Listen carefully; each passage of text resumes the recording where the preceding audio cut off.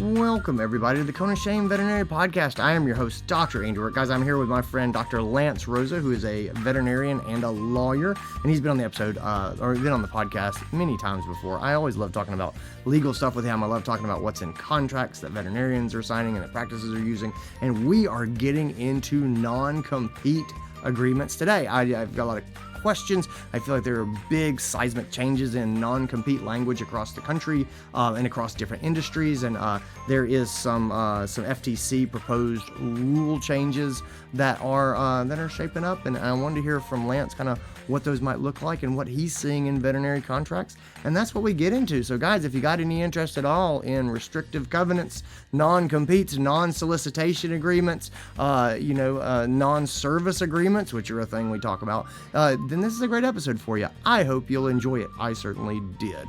Great, let's get into this episode. This is your show. We're glad you're here. We want to help you in your veterinary career. Welcome to the Cone of Shame with Dr. DrAndyRoark.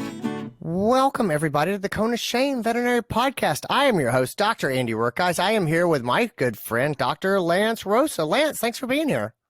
Great to be here with you, Dr. DrAndyRoark. How are you today? Man, I'm good. It's summertime is here in South Carolina. It's beautiful, but it's hot.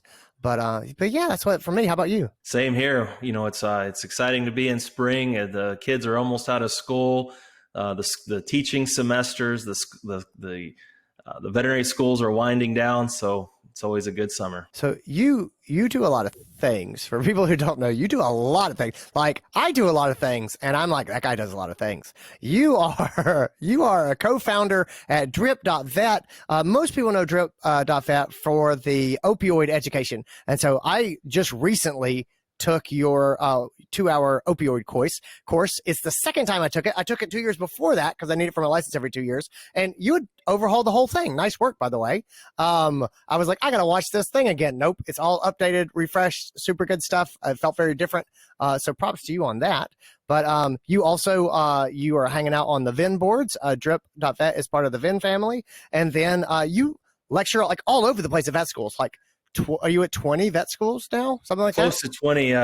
Nobody's really counting, but I think we're at 18 or 20 vet schools. So I get to see a good percentage of the veterinary students as they enter their third year in veterinary school. So we talk about exciting stuff like, you know, the legal use of drugs and how to negotiate their contract and, some stuff that I know that they're just dying to hear about, like non-competes, which we're talking about today. So that's my job in the veterinary schools at this point. People do get, all joking aside, people do get fired up about non-competes. You know what I mean? I am hearing a lot about it. It's because of stuff going on with the FTC, but also a lot of vets are looking at their contracts. I think non-competes have become part of the battleground in recruiting. There are some big companies out there that have lots and lots of hospitals, and they're saying, we don't do non-competes, and trying to use that as an advantage point in recruiting vets, things like that. I want to unpack this because this is an area where things are changing and people have a lot of interest. And so can you start to lay out for me traditionally what have non-competes kind of look like in veterinarian contracts? Sure. So, I think to actually take a step back, let's look at what, non-competes, kind of look like in society at large. And so Sure. In the American judicial system, so non-competes are centuries old. The case law on non-competes go back for literally hundreds of years. Even over as we borrowed a lot of our laws from England as we were breaking away as colonies. And so the battleground and the fight over non-competes in a business setting has been something that's been going on for centuries. And so this is not a new debate. This is not a recent debate. This is the continuation of a long debate.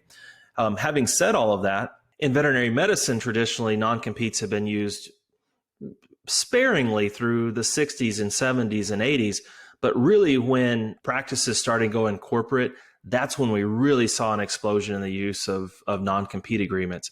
And so now at this point, nearly 99.9% of the contracts that I see contain a non-compete, especially from a state that will enforce a non-compete.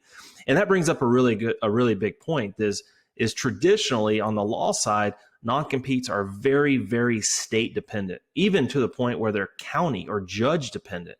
And we've got some states that will fully enforce non-competes, and we've got some states, California is the biggest example, that will not enforce non-competes. And so you asked about, where's the legal standing? It's really a state by state analysis to really understand what's going on with non-competes. And traditionally, that's how it's been forever. I was reading recently that other professions have had non-competes kind of struck down. So attorneys and doctors, physicians, I saw, and to me, it seemed very much like a national thing. And the idea was having a non-compete might force people to break their relationship with their doctor if their doctor had to leave. Same thing with the attorney. Attorney is you have a relationship with this attorney, and then if they have a non-compete, they might be forced to leave, which would not allow you to maintain that relationship. And so the damage to that relationship was something that made sort of regulators say, in this industry, these non-competes are not going to be acceptable. Am I getting that right? Is that across industries? Is that still state by state as well? Can you sort of speak to what that looks like? Yeah, it's actually you're actually really close with that. It's not necessarily. I like to be at least in the neighborhood. That's good. You are definitely in the neighborhood. So on the legal side, it's actually the legal ethics, or what they call the professional responsibility, will not allow attorneys to put other attorneys under a non-compete. And so it's highly ironic that attorneys are asked to write non-competes for other professions, but they will not write a non-compete for their own profession. And the basis for that is exactly what you described. Is it's not a competition issue. It's not a free market issue. It is the fact that the consumer of legal services in this case their relationship would be highly damaged. And so if a lawyer leaves a law firm, then they're welcome to take all the people that they served previously. On the physician side, what you're referring to is some guidance that's coming out from the AMA, the American Medical Association, that says roughly the same thing, that physicians should not put other physicians under a non-compete for patient safety, for patient continuity, for the fact that patients need to see a doctor continuously, not just the person that's working at the hospital that day. Yeah, that makes sense. Now, having said all of that, physicians physicians and nurses and other healthcare providers are probably some of the people that are most affected by non-competes. So just because the AMA said it does not mean that non-competes are somehow banned or not allowed in the human medical world. Well, it's interesting that you said, doctors will not put other doctors under this. I'm looking at the human medical world and I go, boy, there's a lot of big corporations that are, that own hospitals or medical groups or things like that.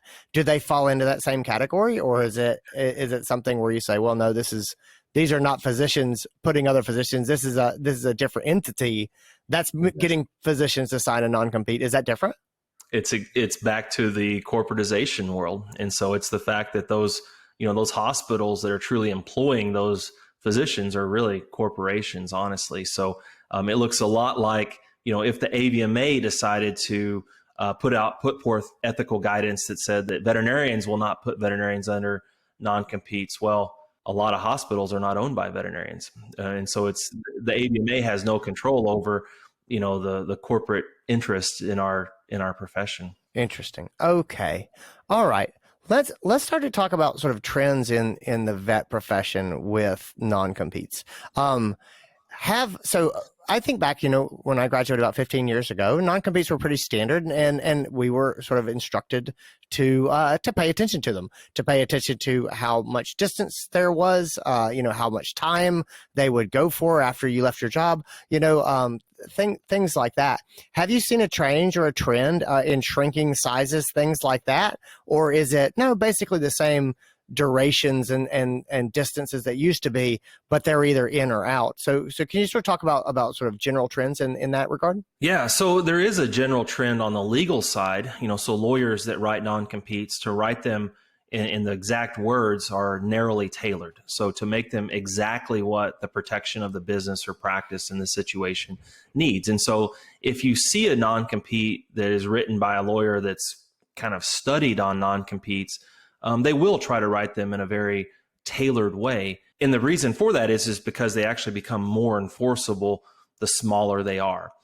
Now, you asked about time frame. The time frames still are almost always maxed out as what the law will allow. So some states, Florida, for example, is 18 months. Other states will presume that 2 years is reasonable. And so almost every practice and every lawyer that's putting forth a non-compete is going to max out what the law will allow. The radius is very, very dependent on the practice locality, the practice type, et cetera. The other thing that I really spend a lot of time teaching on, Andy, is what's called the scope of practice. And so there's 3 things to really look for. You've already mentioned the time frame and the radius, but the third thing that is highly negotiable is the scope of practice. And so when you and I both graduated, there were a lot of mixed animal practices, and there was an expectation that we would kind of do everything. But now practices are much more specialized. And so there's day practices, there are ER practices, there's exotic practices, there's small ruminant practices, there's obviously equine practices. And so these non-competes that exempt all of practice, that's a problem. And so what you see is practices start to say, we're only going to exempt daytime non-emergency practice, or we're only going, since we're an ER practice, we're only going to exempt competition in an overnight ER practice. And so the tighter that you can get that scope of practice allows that veterinarian to go on and do something else. But to answer your question, yes, these are constantly evolving. The other big thing that I see that's the difference when we graduated 15 years ago is this use of the word of liquidated damages. And I think we've talked about this on a previous Cone of Shame podcast, but highly aggressive attorneys will write liquidated damages, which means that the damages are stipulated before you actually even breach the non-compete. And that's a massive shift from what was in place, 10 or 15 years ago. Non-competes are becoming more aggressive, but in certain situations, they're actually becoming more and more narrowly tailored. If you dream of doing team training with your team, getting your people together, getting them on the same page, talking about how you guys work together in your practice, I'd love to help you. You can check out DrAndyRoark.com and check out the store. I have 2 different team training courses. These are courses for teams to do together to get on the same page and to talk about how you do things. I have my Angry Clients course and I have my Exam Room Toolkit course, and they are both available and there. Check them out. All right, guys, let's get back into this episode. Well, talk to me a little bit more about this calculating damages, right? So starting the stipulation that you're calculating damages before the breach of the non-compete occurred. What does that mean, Lance? Like help me get my head around that. Yeah. So usually there's a provision that's attached to the non-compete provision, which says something like, if you breach the non-compete, the associate, the employee, or now former employee, will pay the practice. And usually it's a large sum of money, Andy. Just a flat fee? Just a flat fee, $100,000, $150,000 to breach the non-compete. The other, and usually when a veterinarian sees that, they're like, now wait a minute, I have to pay the practice money? That doesn't, I'm getting paid by the practice. I've got to pay the practice money back. So, where's this $150,000 coming from? They'll kind of throw a red flag and say, this doesn't feel right. $150,000 doesn't seem right. What smart lawyers have learned to do is write a per diem amount in lieu of a breach. And so let's say they'll say something like, if you breach the non-compete, we'll stipulate damages of $1,000 a day. Well, if you breach the non-compete for 150 days, you're at the same exact point. You've got to pay the practice $150,000. But to the veterinarian that's skimming that contract and not really understanding the legal terms, they're like, $1,000, whatever. Okay, that doesn't really draw the red flag like a $150,000 line item in that contract. Sure. So it's a way to sneak these liquidated damages provisions past associate veterinarians and get that signature. All right. So that makes sense. I was actually surprised when you said early on that 90% of the contracts that you see still have non-competes in them. I would say 99. Really? I Oh, felt very like there was a trade. I felt like we were moving away from that. I was hearing more and more people saying, "Oh yeah, we're not doing those anymore." But you're not seeing that on the ground. Is that correct? No, there's a couple of large practices that have moved away from non-competes, but overall, the vast majority of practices still use non-competes. There's a couple of commentators, that have written and talked about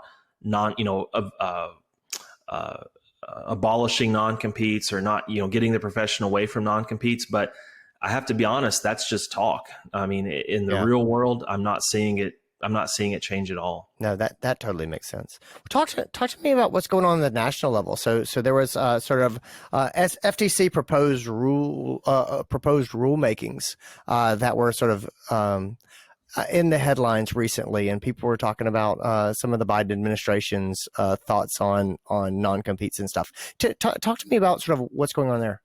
It was a pretty boring read overall, but what it does is it attempted to make the case that the FTC does have the ability to regulate non-competes across the entire country. And basically it said that the FTC is thinking about banning non-competes on a federal level. Now, the thing that I really want to point out here is this is an extremely slow process when we're going through what's called the Administrative Procedures Act. What the FTC did is they opened a notice and comment period, and they allowed the American people and business interests to come and weigh in. The FTC will gather all those comments, read them all, and then ultimately deliberate internally on whether or not they want to proceed with, some sort of actual rulemaking. And so generally speaking, this stuff takes years, if not decades, to fully come to fruition. And really what I saw when the Biden administration first, issued, hey, FTC, do something about this. And then in January of 23, when the FTC actually released this notice or this proposed rulemaking, I got a lot of comments just right off the bat, like, and actually a lot of anecdotal comments like, hey, these non-competes, they're going to go away and I don't have to worry about this anymore. And I'm like, whoa, pump the brakes. This is really, really a time to hold your horses. Do not sign a non-compete with the expectation that the FTC is going to do something to nullify it. Right. You've got to still negotiate it. You've still got to understand what it's going to affect, how it's going to affect your personal life if they don't do something about it. So it's good that the FTC is giving this a look. It's good that it's getting some light shined on it, but it doesn't mean that we can ignore non-competes, anytime for the foreseeable future. Yeah. What do you think the future is going to be like in non-competes? When I go sign a vet contract 5 years from now, do you think it's going to look different as far as non-competes go? If you had to bet, what would your bet be? So we're seeing a push across many states to actually change non-competes, and so I think that the state level has much more potential to actually change the enforceability of non-competes overall. Ultimately, too, Andy, it depends a lot on the market for veterinary services. And so you mentioned earlier, you're seeing some people start to talk about it, and a few companies start to say we're not using non-competes. If it truly does work out to be a recruiting tool, it hasn't necessarily so far, but if it truly does work out to be a recruiting tool, then you'll see other companies follow suit. Yeah. And so, it depends on the state that you're in. It depends on the company that you're looking at, overall. But I see non-compete sticking around for a little bit longer. There's a really big point that I want to make here when you're looking at that contract, though. And pardon my football analogy here, but my brain often thinks in football terms. But non-competes, in my mind, in my legal mind, are really the running backs of the football team. They're the ones that get on the, get their picture in the paper. They're the ones that everybody talks about. They're the ones that, little kids remember the stats and all that stuff. But in reality, when it comes to lawsuits and when it comes to actually enforcing a contract, it's the non-solicitation that really counts. Okay. And so I do want to point out that the states and the FTC and even these companies that we're referring to, they're talking exclusively about non-competes and doing away with non-competes. However, no one, including the state of California, is talking about doing away with non-solicitation agreements. And so even if we do have some guidance or some rulemaking by the FTC within 5 years, Andy, that contract that you're looking at in the future will likely have a non-solicitation, and that non-solicitation still is very prohibitive from being able to go and practice somewhere else. In fact, it can be argued that it's more prohibitive because it doesn't have a radius on it. Wherever those clients follow you, you can run into some issues. So what I'm saying is this is not an area of the law that's going to go away anytime soon. So my perception of non-solicitation agreements had always been like, okay, you can't market or promote to clients. If I'm leaving and I go somewhere else, across town, what constitutes solicitation in most cases, Lance? Like if I just go there and start practicing, am I good? Or is it a problem if clients follow me over there? Like help me sort of parse that. Yeah, there actually is a big distinction in what you're referring to there. So the distinction that we've got to make is the difference in a non-solicitation provision and what the second would be a non-service or a non-care provision. So two different action verbs, but a lot of times they get wrapped under the provision that is a non-solicitation. Now, if you look back 10 or 15 years, they were all non-solicitation provisions. But as lawyers in veterinary medicine got more sophisticated, they started drafting these non-service provisions. And so back to the distinction between the two, the verb solicit or to solicit would mean exactly what you said, a targeted marketing, a targeted advertising, and keep in mind on the word targeted.